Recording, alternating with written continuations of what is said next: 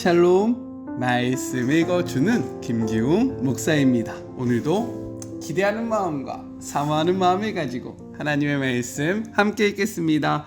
열왕기상 7장 40절부터 51절까지의 말씀입니다. 히람은 또 들통, 부삽, 대접 등 여러 기구를 만들었다. 히람은 솔로몬 왕을 위해 시작한 하나님의 성전 짓는 일을 모두 마쳤다. 기둥 둘, 기둥 꼭대기에 얹은 기둥머리 둘, 기둥머리에 장식용 세곡물 둘, 두 세곡물에 달린 석류 모양 400개, 각 세곡물마다 겹줄의 석류, 세면대 10개와 거기에 딸린 대야, 바다 하나, 바다 밑에 황소 12마리, 그 밖에 들통, 부삽, 대접. 히람이 하나님의 성전을 위해 솔로몬 왕에게 만들어준 이 모든 기구는 광택이 나는 청동으로 만든 것이었다. 왕은 숫꽃과 사르단 사이에 있는 요당 편지의 주물 공장에서 진흙에 부어 주조하는 방법으로 그것들을 만들었다. 이 기구들은 수가 너무 많아서 무게를 달지 않았다. 청동이 얼마나 쓰였는지 아무도 모른다. 솔로몬은 또 하나님의 성전에서 쓸 가구와 부속물도 만들었다. 금제단, 임재의 빵을 차려놓은 금상, 내시랍 오른쪽과 왼쪽에 각각 5개씩 두는 나뭇가지 모양의 순금촛대, 금꽃, 등장, 부젓가락, 순금 접시, 심지 자르는 가위, 피 뿌리는 대접, 국자, 향로들, 내실, 곧 지송토 문과 외실 문에 다는 금돌 쩌기들. 이렇게 해서 솔로몬 왕은 하나님의 성전과 관련된 모든 일을 끝마쳤다.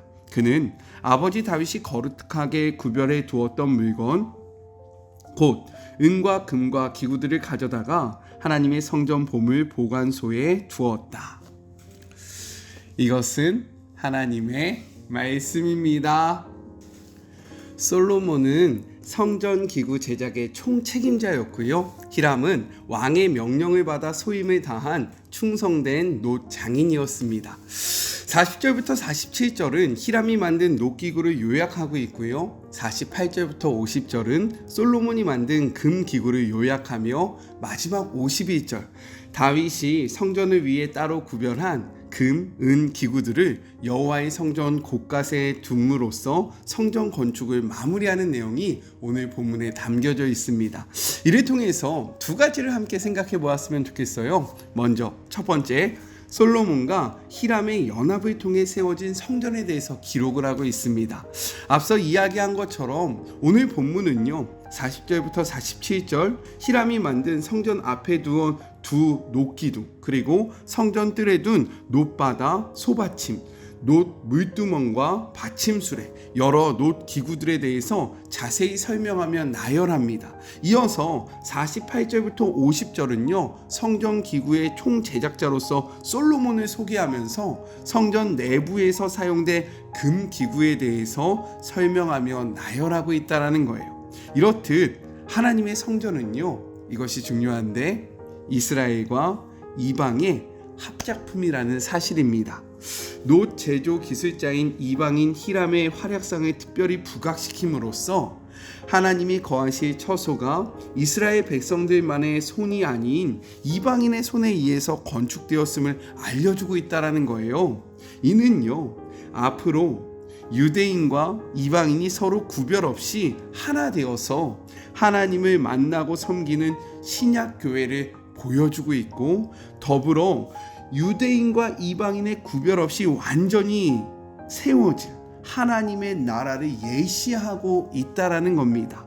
성경은요, 우리에게 이렇게 이야기하고 있어요. 이사야 56장 6절의 말씀입니다. 또 여호와와 연합하여 그를 섬기며 여호와의 이름을 사랑하며 그의 종이 되며 안식일을 지켜 더럽히지 아니하며 나의 언약을 굳게 지키는 이방인마다, 7절입니다. 내가 곧 그들을 나의 성산으로 인도하여 기도하는 내 집에서 그들을 기쁘게 할 것이며 그들의 번제와 희생을 나의 제단에서 기꺼이 받게 되리니 이는 내 집은 만민이 기도하는 집이라 일컬음이 될 것임이라 라고 이야기합니다. 유대인뿐만 아니라 이방인도 하나님을 경외하면 성전에 나와 예배할 수 있게 될 것이다. 왜요? 하나님의 성전은 만민이 기도하는 집이 될 것이기 때문에 구별 없고 차별 없이 하나님을 만나는 모든 자들, 하나님 앞에 나오는 모든 자들을 만나 주실 것이다 라고 약속하고 있는 거예요. 로마서 3장 22절은 이렇게 이야기합니다. 곧 예수 그리스도를 믿음으로 말미암아 모든 믿는 자에게 미치는 하나님의 은이 차별이 없느니라. 하나님의 은은요, 차별이 없다라는 거예요. 마지막 로마서 8장 28절, 우리가 알거니와 하나님을 사랑하는 자 곧 그의 뜻대로 부르심을 입은 자들에게는 모든 것이 합력하여 선을 이룬다라고 이야기합니다. 그렇기 때문에요, 모든 것이 합력하여 선을 이루게 된다라고 성경은 이야기하고 있는 거예요. 우리에게 차별이 없으신 하나님의 모습과 같이 오늘의 말씀을 기억하면서 우리도 하나님 안에서 연합함으로 선을 이루어 나가는 주의 모든 자녀들이 되었으면 좋겠습니다. 특별히 자금의 시대는요, 자꾸만 분열되는 것 같아요. 남자와 여자, 그리고 기성세대와 젊은 세대, 보수와 진보, 여러 가지 성향으로 갈라지고 분열되는 것이 지금의 시대인데, 이 시대에 이 연합의 메시지, 하나됨의 메시지를 통해서 우리의 마음이 무너지고요, 정말로 우리 안에 쌓여져 있던 담이 다 허물어져서 주님 안에서 하나 되고 연합하는 우리가 되기를 간절히 소망합니다. 둘째, 다윗이 준비한 성전 건축에 대해서 이야기를 하고 있어요.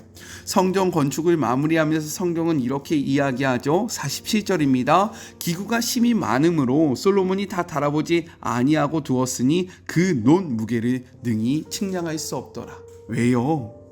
무게를 측량할 엄두를 내지 못할 정도로 성전의 녹기물들이 수없이 많았기 때문에 이것을 다 셀 수 없었다라고 이야기합니다.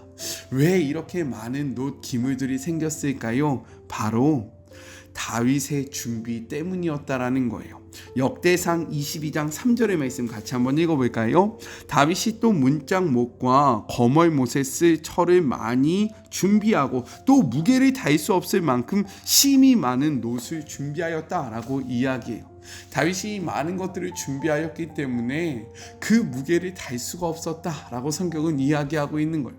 더 나아가서 다윗은요, 자신이 어떠한 상황 속에서 이런 것을 준비했는지 분명히 기록하고 있습니다.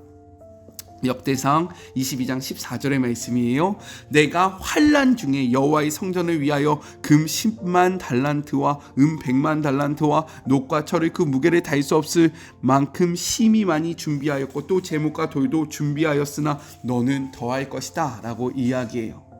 다윗이 이것들을 준비할 때의 상황이요, 넉넉치 않았다라는 겁니다. 많이 어렵고 많이 힘들고 그가 환난 중에 있었으나 하나님을 사랑하는 마음으로, 하나님을 정말로 간절히 갈망함으로, 하나님의 임재가 머무는 그 성전을 소망함으로 이 모든 것들을 준비하였다라고 이야기를 하고 있는 거예요.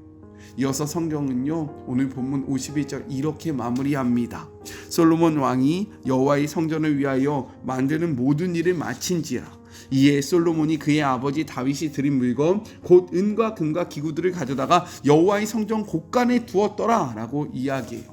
성전 건축에 정말 많은 금과 은과 놋을 사용하였지만 그럼에도 불구하고 여전히 많은 양이 남아 성전 창고에 보관하였다라고 이야기하고 있는 거예요. 이는요, 다윗이 단지 성전 건축뿐만 아니라 그 이후의 보수까지도 염두에 두고 예물을 준비하였음을 보여주고 있는 것입니다. 사실 다윗은요, 자신의 때에 이러한 성전이 건축되기를 소망했습니다. 그러나 하나님은 이를 허락하지 않으셨어요. 보통의 사람이라면 어떻게 될까요? 뭐야?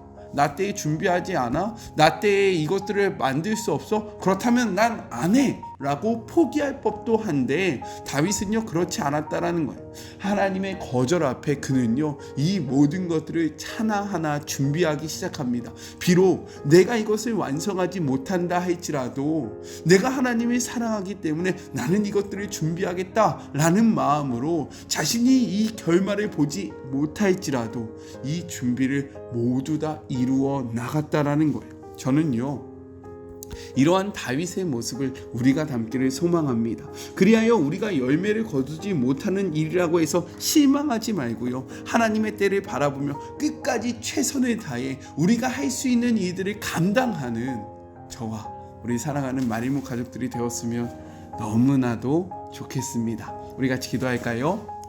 하나님 감사합니다.